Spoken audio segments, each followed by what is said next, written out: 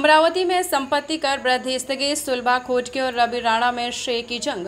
अमरावती के नागरिकों को बड़ी राहत देते हुए सरकार ने 2023 से लागू की गई संपत्ति कर वृद्धि पर रोक लगा दी है।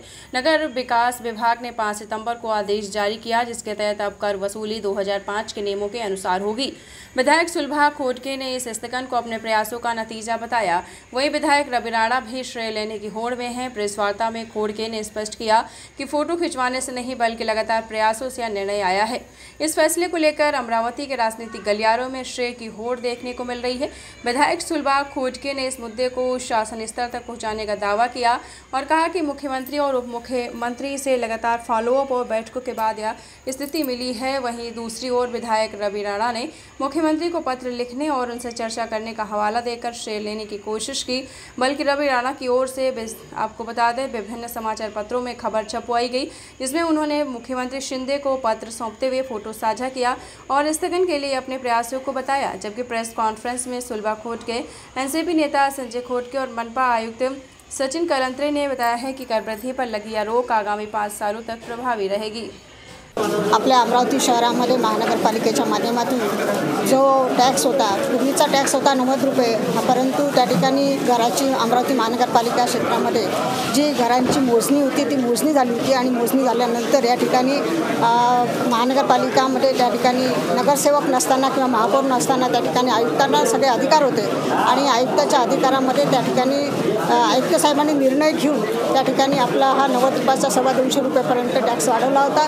कारण आपल्या अमरावती जनतेचा प्रश्न आहे। अमरावतीची जनता आपल्याला माहिती आहे, सर्वसामान्य लोक राहणार आहे, इथे उत्पन्न साधन कमी आहे आणि त्या माध्यमातून त्या ठिकाणी टॅक्स भरा इतका मोठा टॅक्स भरला की 2005 पासून हा टॅक्स लावला नव्हता, परंतु 15 वर्षानंतर एकदम हा इतका 5 पटीने वाढवण्यात आला, काही ठिकाणी 10 पटीने वाढवण्यात आला।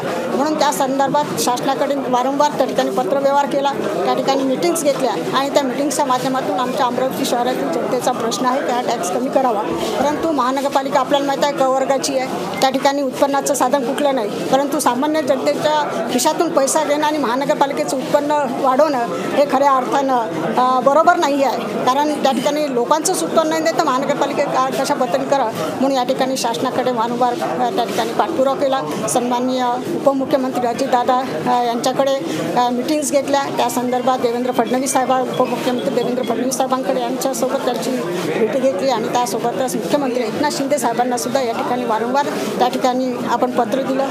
10 मार्च या ठिकाणी म्हणजे या प्रकरणाला खऱ्या अर्थानं 10 मार्चपासून सुरुवात झाली आणि 10 मार्च नंतर सुरुवात झाल्यानंतर लोकसभेचं इलेक्शन आलं, त्याच्यामुळे 2-3 महिने ते राहून गेलं, परंतु इलेक्शन संपल्यानंतर परत याचा पाठपुरावा केला आणि या पाठपुराव्याच्या माध्यमातून या ठिकाणी सन्माननीय मुख्यमंत्री एकनाथ शिंदे साहेबांनी या ठिकाणी या प्रकरणाला स्थगिती दिली, फक्त पत्रावर स्थगिती नाही दिली। आणि या ठिकाणी आपल्याला देत असताना पूर्ण आम्ही मॅटर दिलं आहे की कशा पत्र दिले, कशा पद्धतीनं त्या ठिकाणी आपल्या आणि आज शासनाचे आदेश आले। इथे फक्त मुख्यमंत्र्यांच्या पत्रावर त्या ठिकाणी स्थगिती असं नाही आहे, या ठिकाणी आदेश आले आहे आणि शासनाचे आदेश आले आहे, नगरविकासाचे त्या ठिकाणी आदेश आले आहे, सचिवाचं पत्र आहे की या ठिकाणी असणारी ही स्थगिती आहे आणि ह्या स्थगितीच्या माध्यमातून या ठिकाणी जी मोजणी झाली आहे घरांची त्या माध्यमातून त्या ठिकाणी जे जुनं घर आहे ज्यांच्या घराचं बांधकाम वाढलेलं आहे आणि ज्या काही प्रॉपर्टीला टॅक्स लागला नव्हता त्या लोकांना सुद्धा या ठिकाणी 90 रुपयाप्रमाणेच टॅक्स लागणार आहे। सर्वसामान्य जनतेची मागणी होती की काही टॅक्स वाढलेला एवढा आम्ही भरू शकत नाही, म्हणून ह्या जनतेसाठी आपण निर्णय घ्यायला अमरावती महानगरपालिकेच्या जनतेसाठी हा विषय घेतलेला आहे आणि लोकप्रतिनिधी म्हणून याला न्याय देण्याचं काम मी या ठिकाणी केलेलं आहे। एवढंच या ठिकाणी आमदार रवि राणा यांच्या सुद्धा सोशल मीडियावर मोठ्या प्रमाणात पत्र व्हायरल होत आहे की त्यांच्या वतीने काही लोकप्रतिनिधी असे आहे की मंत्र्यासोबत फोटो काढून दाखवतात। मी आज 5 वर्ष काम करत आहे, मला माझं असं एक पत्र दाखवा की ज्या ठिकाणी असं अजितदादांसोबतचं पत्र बघा त्याला न्याय मिळाला आहे, मुख्यमंत्र्यांना पत्र दिलं आहे त्याचा न्याय मिळाला आहे, असं आहे मंत्री महोदय आमदाराचे पत्र मिळाले की त्याच्या आम्ही पत्र येतो तो फोटो काढतो, पण फोटो काढून निर्णय होत नाही ना, त्या ठिकाणी शासनाचे आदेश लागतात ना आणि शासनाचे आदेश आल्याशिवाय तेपर्यंत लागूच करू शकत नाही। आज आयुक्त साहेबांसोबत जे मीटिंग घेत असताना फक्त स्थगिती म्हणून नाही ना, कारण आपल्याला माहीत या ठिकाणी आपल्या जिल्ह्याचे पालकमंत्री देवेंद्र फडणवीस साहेब आले होते, त्यांनी स्थगिती म्हटलं, त्याच्यावर काही झालं नव्हतं, पत्रावर स्थगिती झाली, त्याच्यानं काही झालं नाही, पण महानगरपालिकेच्या आयुक्तांनी त्या ठिकाणी चालू केलं होतं। परंतु आज या ठिकाणी मुख्यमंत्री साहेबांसोबत फोटो नाही, त्याचं पत्र माझ्याकडे, त्याच्यावर सुद्धा त्यांनी लिहिलेलं आहे. त्याच्यानंतर हे शासनाचे आदेश आले आणि हे शासनाचे आदेश या ठिकाणी यांना मान्य करावं लागते आणि त्या पद्धतीने झालं आहे. फोटो मंत्र्यासोबत करून कुठेही स्थगिती मिळत नसते, त्याला न्याय मिळण्याचं काम करावं लागते आणि ते खऱ्या अर्थानं आज हे न्याय मिळाला आहे आणि या ठिकाणी आदेश आहे शासनाचे.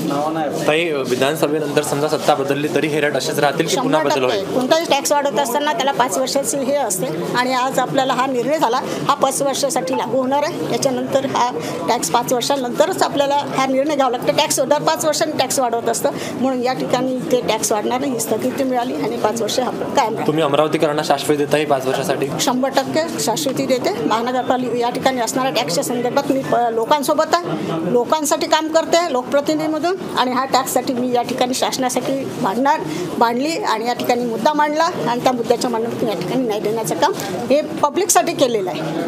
आणि महानगरपालिकेच्या माध्यमातून या ठिकाणी सांगितलं की उत्पन्नाचं आणि या ठिकाणी महानगरपालिकेच्या माध्यमातून या ठिकाणी मी आमदार म्हणून अमरावती मतदारसंघामध्ये किती पैसे आणले, मूलभूतमधून आणले, नगरोत्थानमधून आणले, त्या ठिकाणी आरोग्यासाठी आणले, त्यासोबत असणाऱ्या क्रीडा विभागासाठी आणले आणि सगळं आपल्या सगळ्या जनतेला माहीत आहे, आपल्यालासुद्धा माहीत आहे, लोकांना पब्लिकलासुद्धा माहीत आहे. म्हणून महानगरपालिकेच्या माध्यमातून DPDCमधून आणले, 50 कोटीची मागणी केली, DPDCमध्ये 12 कोटी मिळत होते, मी त्या ठिकाणी 34 कोटी केले, आता 50 कोटी मागितली, दर DPDCमध्ये बोलते, पैसे वाढून घेते आणि अशा माध्यमातून या ठिकाणी महानगरपालिकेवर सुद्धा पब्लिकच्या कामं थांबणार नाही. अमरावती महानगरपालिका स्वच्छ, सुंदर आणि चांगली झाली पाहिजे याचे माझे नेहमीच प्रयत्न असते आणि त्यासाठी पैसा आणावा लागते आणि शासनाकडनं मी तो पैसा आणते आणि आज आपण बघतोय अमरावती शहरामध्ये खूप कामं झाली आहे, होत आहे आणि होणार आहे.